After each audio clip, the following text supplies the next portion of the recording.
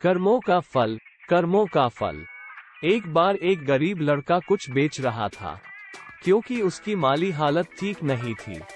सामान बेचते बेचते जब वो थक गया तो उसको भूख लगी। उसने सोचा कि किसी के घर जाकर मदद मांग ली जाए।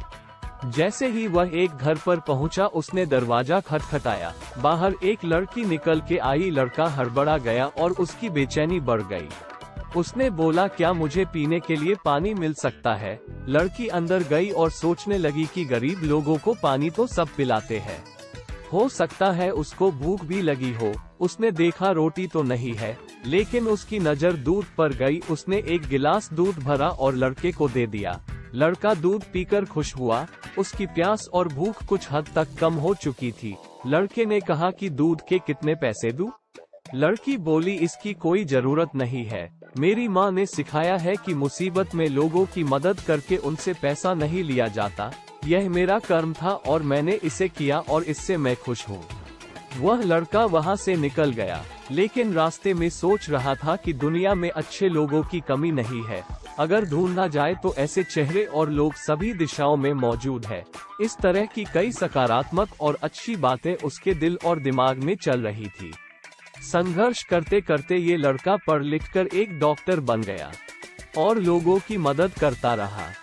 लेकिन एक दिन वही लड़की अचानक बीमार हुई। उसको डॉक्टर के पास ले जाया गया तो वहां से उनको किसी बड़े अस्पताल में रेफर कर दिया गया।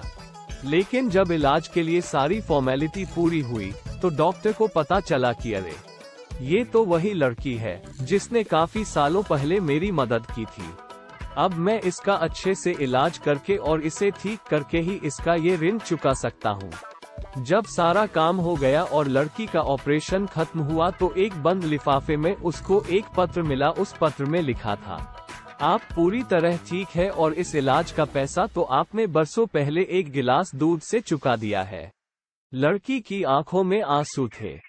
वो बोली, मेरे पास इलाज के पैसे भी नहीं थे, लेकिन आप भगवान बनकर जीवन में आए। डॉक्टर ने कहा, जब हम दूसरों की बिना किसी स्वार्थ के मदद करते हैं तो एक दिन ये ब्याज सहित हमें वापस मिलता है। इसलिए आज के समय में हमें भी ज्यादा से ज्यादा लोगों की मदद करनी चाहिए, क्योंकि इससे हमें वो खुशी मिलती है जो दुनिया की किसी भी महंगी से महंगी चीज से नहीं खरीदी जा सकती। और एक न एक दिन हमारी की हुई लोगों की मदद अच्छा परिणाम लाती है। मुझे पूरी आशा है कि आपको ये कहानी जरूर अच्छी लगी होगी। आपके कोई सुझाव हो तो कमेंट के माध्यम से हमें जरूर बताएं। ज्यादा से ज्यादा इस तरह की कहानियों को अपने परिचितों के साथ शेयर कीजिए।